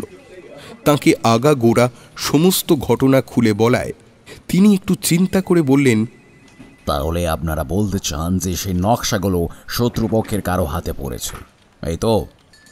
না মানে হ্যাঁ। না, ঠিক তা নয়। নকশাগুলো খোয়া গেছে এ কথা সত্যি হলেও সেগুলো শত্রুর হাতে পড়েছে বললে হয়তো ভুল বলা হবে। আমরা যতদূর জানতে পেরেছি তাতে মনে হয় যে মুখোশধারী কোনো অজ্ঞাত ব্যক্তি সেগুলো কৌশলে হাত করেছে। সে যদি শত্রুপক্ষের চর হতো তাহলে সেগুলো অনেক আগেই শত্রুর হাতে পৌঁছাতো।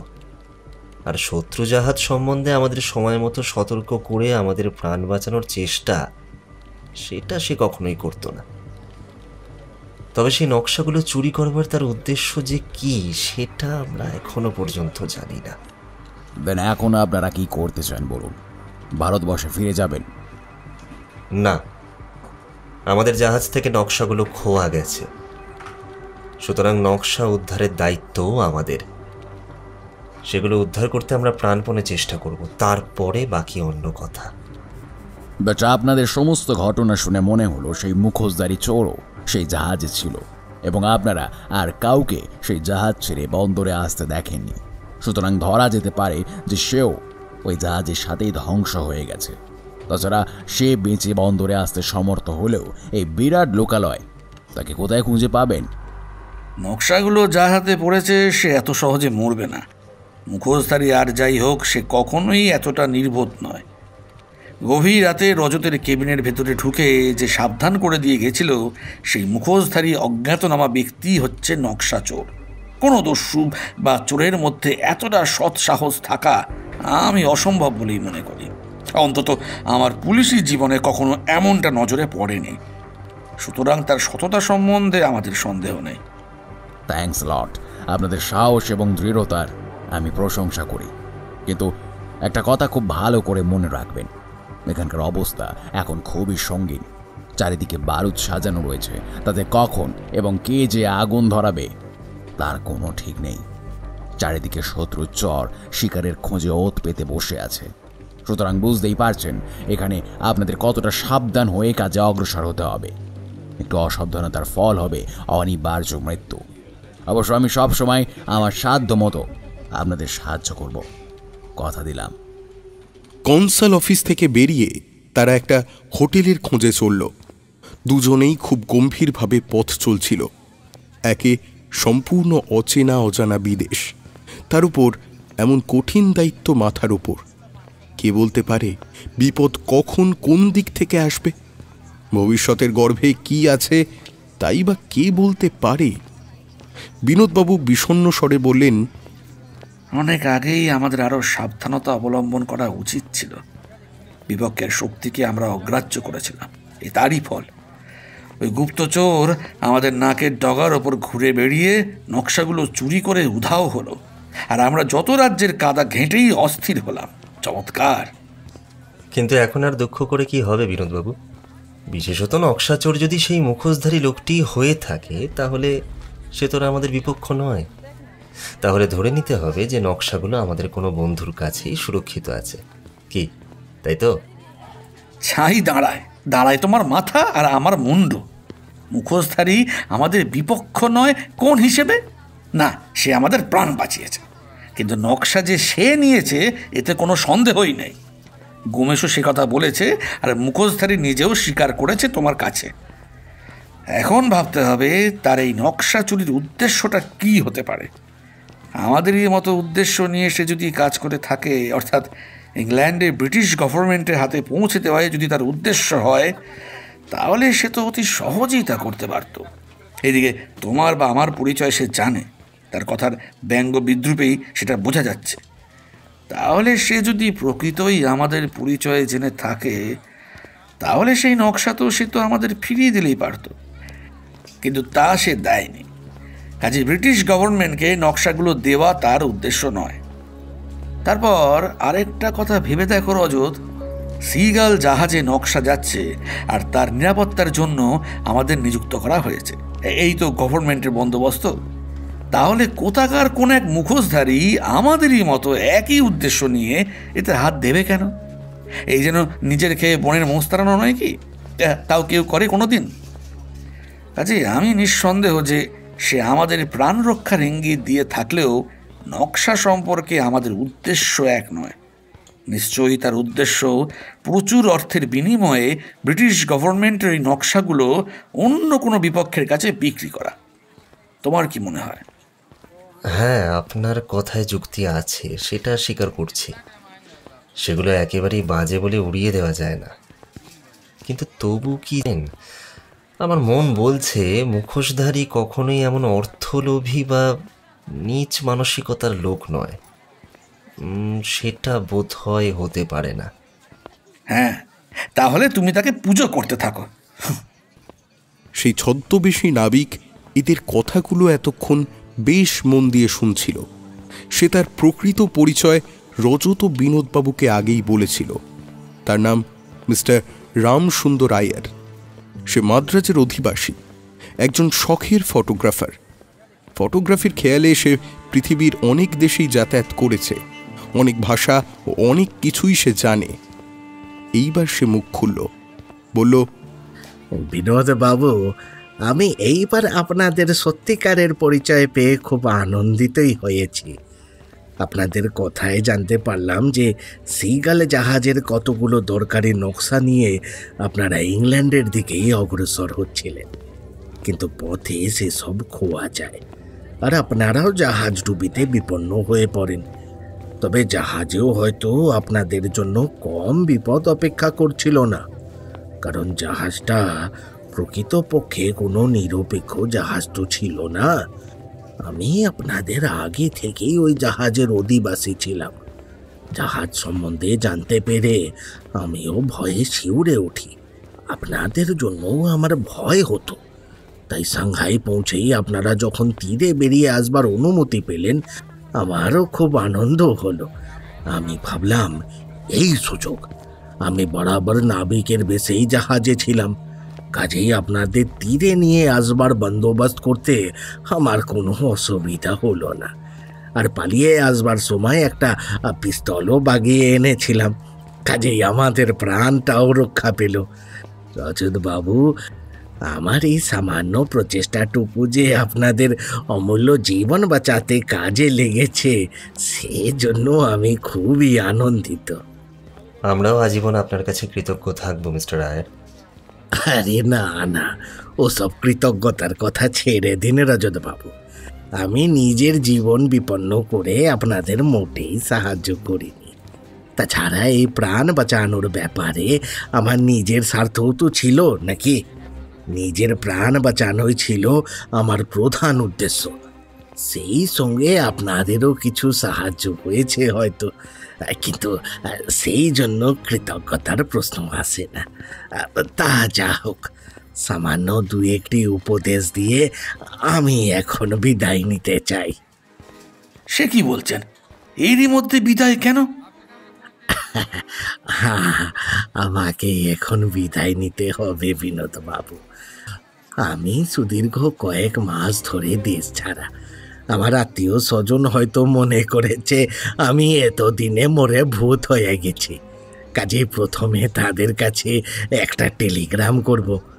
তারপর এখানে দু একজন ফটোগ্রাফার বন্ধু বান্ধব আছেন, কয়েকদিন তাদের সাথে কাটিয়ে প্রথম সুযোগ পাওয়া মাত্রই স্বদেশে ফিরে যাব। কিন্তু আপনারা তো তা পারবেন না। ওই নকশাগুলোর পেছনে আপনারা এখন ছুটে বেড়াবেন। সময় থাকলে আমিও সেই কাজে আপনাদের সাহায্য করতে পারলে খুশি হতাম, সন্দেহ নাই। কিন্তু সময় কই, আমাকে বিদায় নিতে হবে এখন। তবু যাওয়ার আগে কয়েকটা কথা আপনাদের বলতে চাই। হ্যাঁ, নিশ্চয়ই, বলুন। রজত বাবু, আপনার যে আমার বয়স বেশি, অভিজ্ঞতা বেশি, তাই এমন দৃষ্টতা করছি। বিশেষত জাহাজে অনেকদিন নাবিকের ছদ্মবেশে থেকে আমি জাহাজের সকলেরই নারী নক্ষত্র জানবার সুযোগ পেয়েছি। আমি একটু বেশি কৌতূহলী, কাজেই জাহাজে সর্বত্রই আমি ঘোরাফেরা করেছি। আপনারা যাকে ক্যাপ্টেন স্ট্রং বলছেন, আমার বিশ্বাস তিনি সম্ভবত শেষ পর্যন্ত জাহাজে বন্দি অবস্থাতেই ছিলেন। এক বন্দি ক্যাপ্টেনকে মাঝে মাঝে আমি খাবার পরিবেশন করেছি। তার সেই সময়ের অবস্থা দেখেই আমি বুঝেছিলাম যে কোনো জিনিসের জন্য তার উপর অকথ্য অত্যাচার চলছে। এখন আমি বুঝতে পারছি সে আর কিছুই নয়, ওই নকশাগুলো। গোমস বলে এক মুখোশধারী সব নিয়ে পালিয়েছে। শত্রু পক্ষের ধারণা সেই মুখোশধারী লোক পুলিশেরই কেউ হবে এবং ক্যাপ্টেনের পরিচিত। সম্ভবত এই কারণেই ক্যাপ্টেনের উপর অত্যাচার চালানো হচ্ছিল।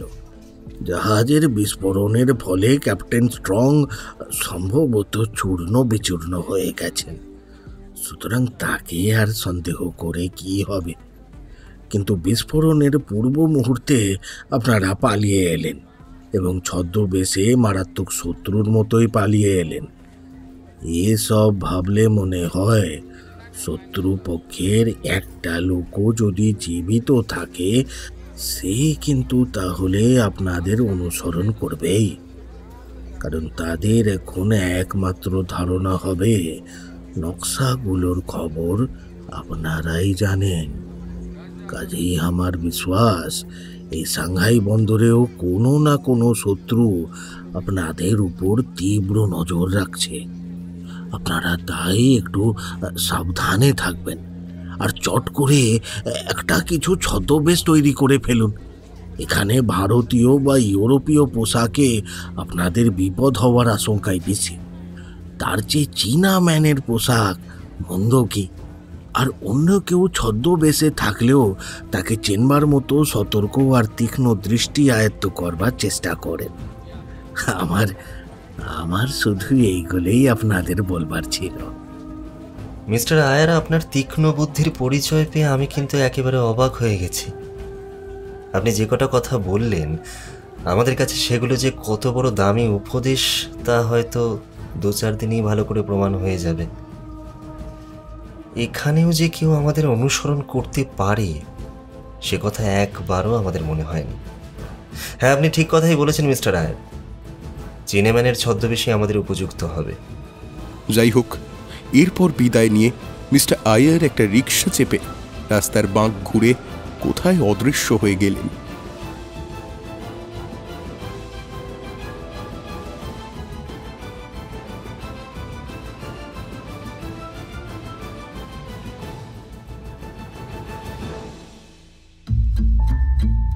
এতক্ষণ আপনারা শুনছিলেন গল্পের প্রথম পর্ব। গল্পের দ্বিতীয় পর্ব তথা মুখোশের উপসংহার আসছে খুব শীঘ্রই। তাহলে আজকের মতন বিদায়। ততক্ষণ সবাই ভালো থাকুন, ভালোবাসায় থাকুন আর শুনতে থাকুন লেট নাইট মিস্ট্রি।